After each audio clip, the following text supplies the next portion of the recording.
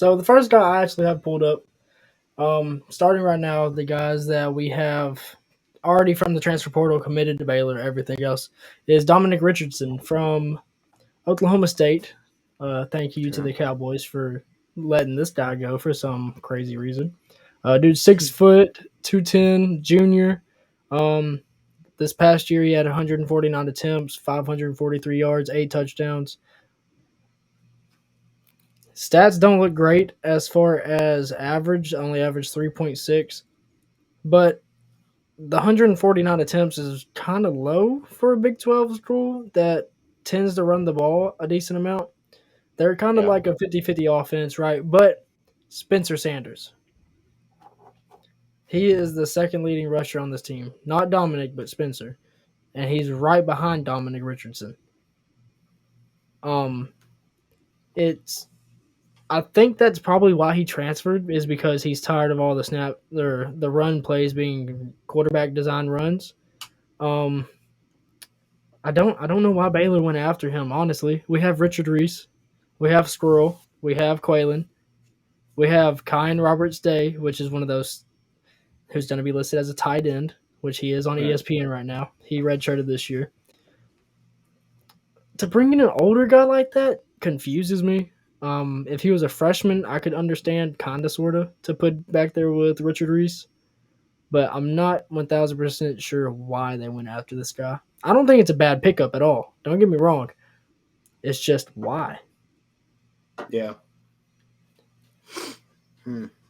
It's it, like when the news broke, I'm just like, why do we need another running back right now? I mean, Because Kyan Roberts because Day is that dude. I expect Richard Reese to be number one. I expect Squirrel Williams to leave, and I think y'all are just going to have Richard and Quaylen. And at that point, you do probably want a number three, like People's Day. Is that what you said his name is? Kyan Roberts Day. Yeah. Yeah, he's not really proven, Well, and yeah. this other guy is more proven. And so if you have an opportunity to increase your depth, then you do that. And so I So think that's why.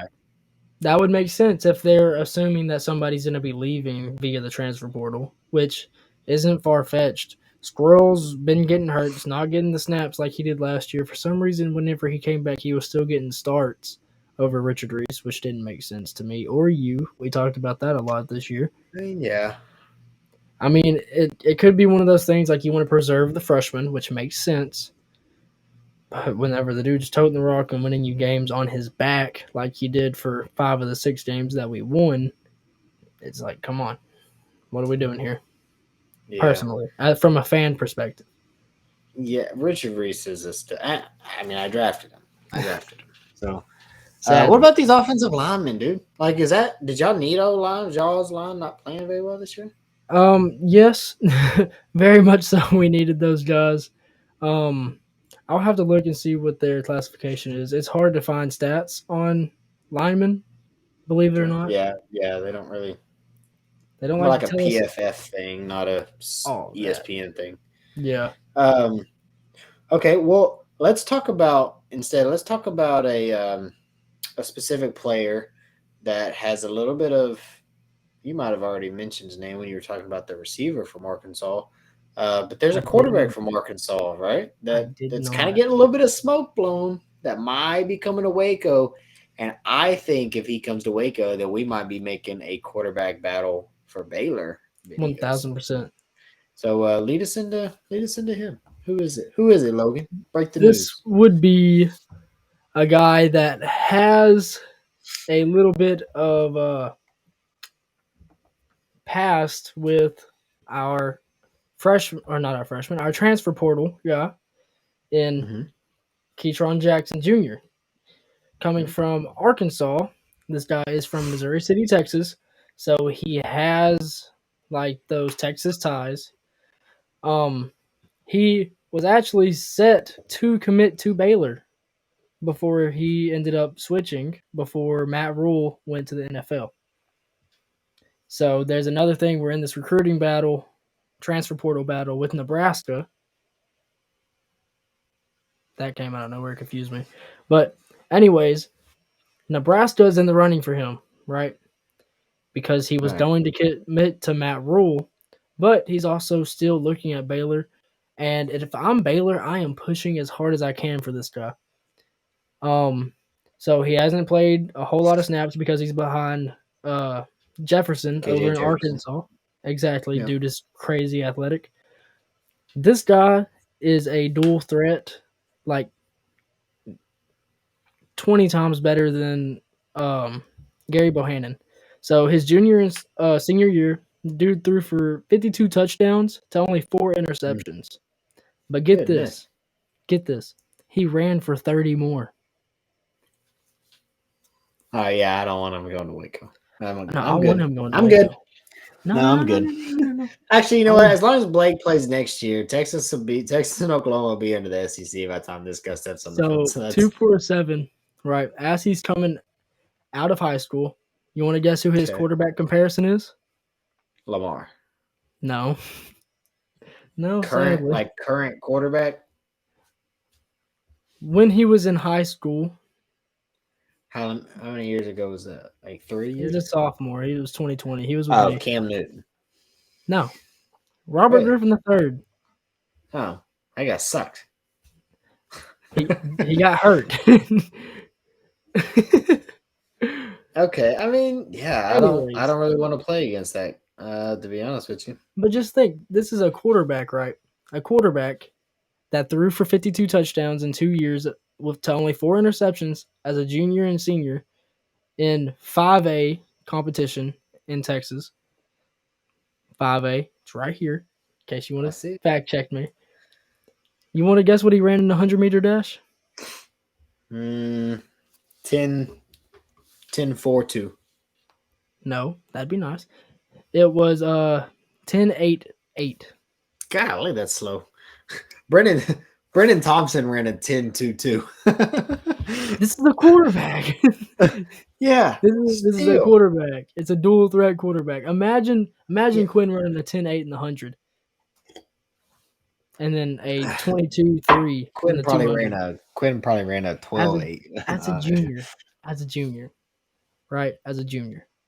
So we saw that Gary Bohannon can make this RVO offense that we want to go with. Hey, we're on Baylor right now, Christian. Stop it.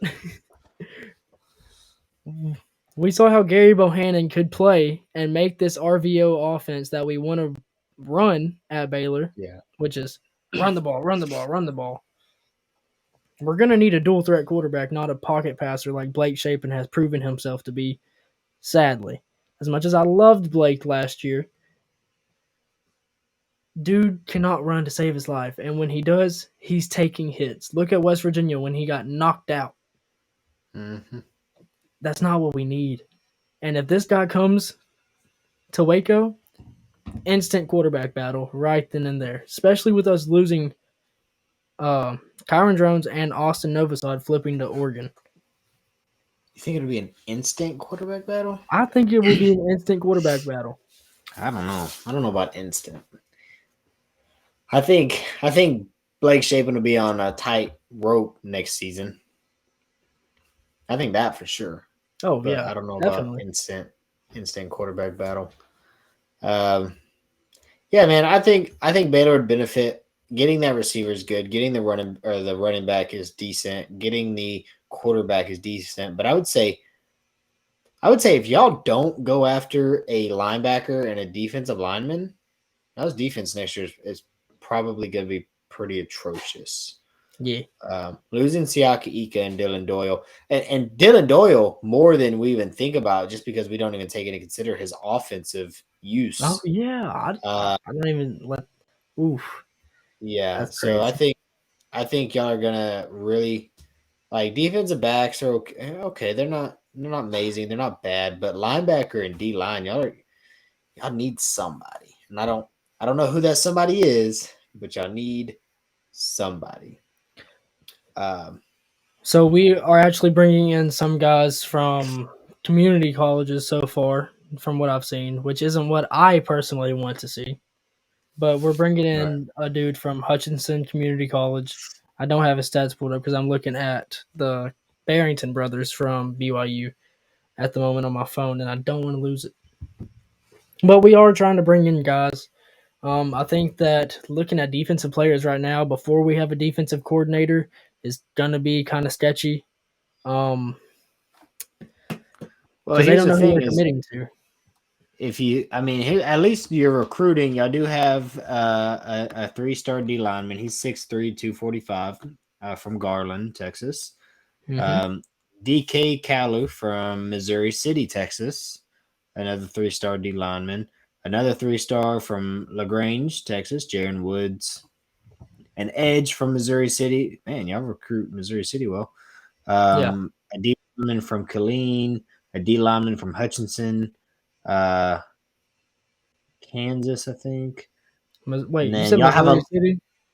yeah, and y'all Did I have a mention? linebacker, Corey Kelly, 6'2", 210 pounds, who is currently a hard commit. Hasn't actually done it yet though. I did mention that's where Malik Hornsby's from, right? Yes, you did. Yeah. Okay, I just wanted to So make sure because I was like, wait a minute. But yeah, I mean, we got a lot of 3-star guys. Which being friends with you kind of sucks because now I'm like, all right, Texas getting 5-star, 4-star, 5. yeah, Anthony it's Hill, okay. Arch Manning, and it's just, It's okay, buddy. it's okay, It's it's okay. okay, it's okay, because we still beat Oklahoma 2 years in a row. Anyways,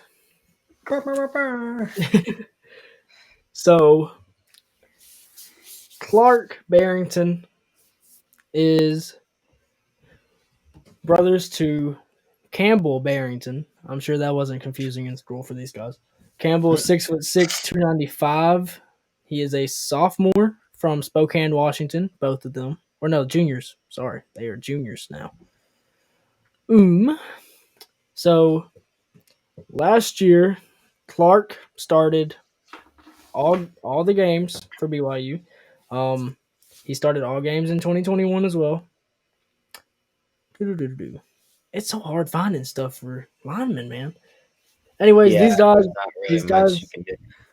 have what would be 2 seasons full of starts, except for Clark. He was a freshman All American for BYU his freshman year, and then turnaround got hurt last season. Hmm. And then whenever he came back, there was another guy in his position. He wasn't 100%, but he started every game up until the bowl game for BYU this year. So these guys have the snaps, they have the experience, they have each other. They know that wherever they're at on the field is fine. These guys are very good offensive linemen. I'm not sure why they're leaving BYU, except for maybe because Jaron Hall is entering the draft, which I don't know if that's a good idea for him personally.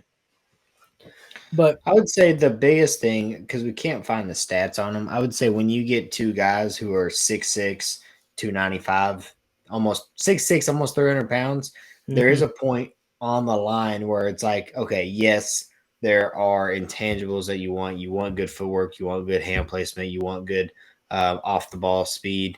But if you don't have the best intangibles, it's really good to be a really large human because it is hard for other people to push really large humans around. for So sure, for I sure. think that's what the good thing is. I think that'll benefit Baylor on the offensive side of the ball pretty well, especially if y'all do end up getting this mobile quarterback and he plays.